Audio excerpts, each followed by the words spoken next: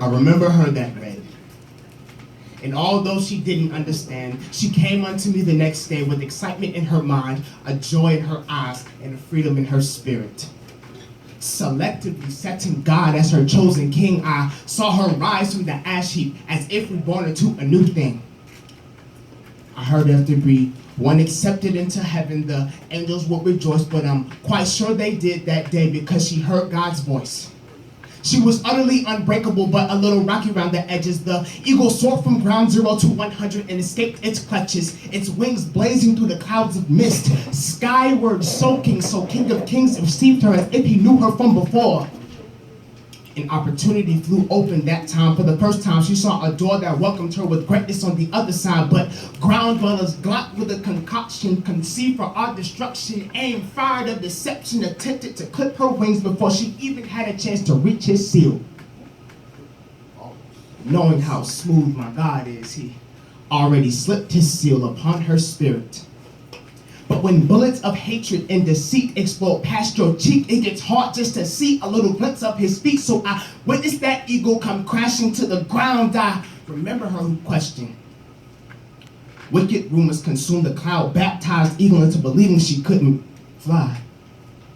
Have you ever witnessed a being that has been clipped and stripped of its wings? Well, I did that day. Destruction isn't even the word of the horror I witnessed from the perspective of the sky. My spirit became grieved, and the ghost within me shouted out to that eagle who chose not to believe she could fly.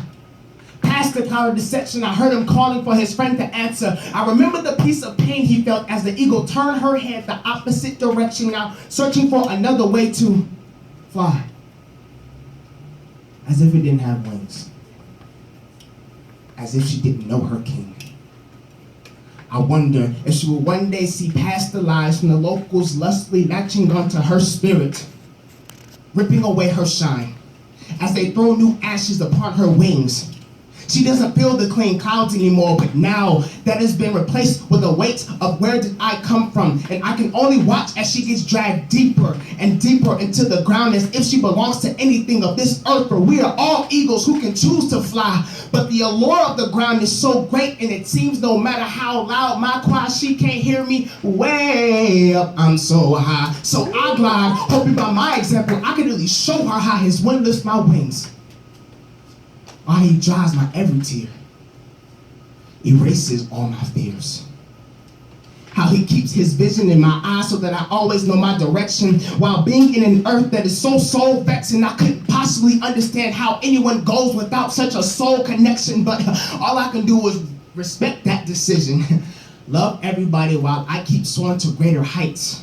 Realizing his guiding lights are forever shining toward the ground that pretends it's dark. He has never stopped watching the world that aims toward him. Sundialing for the ground dwellers to realize they're being called from the ground. For us to realize that our true destiny is in his flight. And boy, does it feel good to know that I'm higher than any bullet can reach, flying toward my God. I remember when she remembered. One day I heard a squall, reminiscent of a call. By grace saved and sanctified, solidified in her mind. She got saved from the dirt she was standing in. By her soliloquy, she realized she tried to choose a substitute as she saw all the others do. Such a foolish thing to do. She chuckled, spread her wings, and off she flew, and she blasted through the atmosphere. And the most spheres trembled like glass, so they shattered. I heard the barrier crash. She broke so fast they couldn't even make a sound. She remembered that she felt these same clouds as the mist hit her forehead and blasted through her feathers. With this water she can live, the ground is not. So I focused her attention on anything but the top. God, she knew, as we all do. She didn't need gravity connectors so long as she kept her focus past those pair of dots in the distance, glistening from the saturation of his spirit. The world tried to convince you that he was evil, so to this eagle. No longer should you let your heart be weighed down by gravity. I know life loves to showboat your depravity, but he died just so you and me could soar. Vexed this world seems to be, you may feel as though you're a little light. Speaking the name of Jesus is like being caught in the back alley with some Arizona and a bag of Skittles, but realize what he has done for you.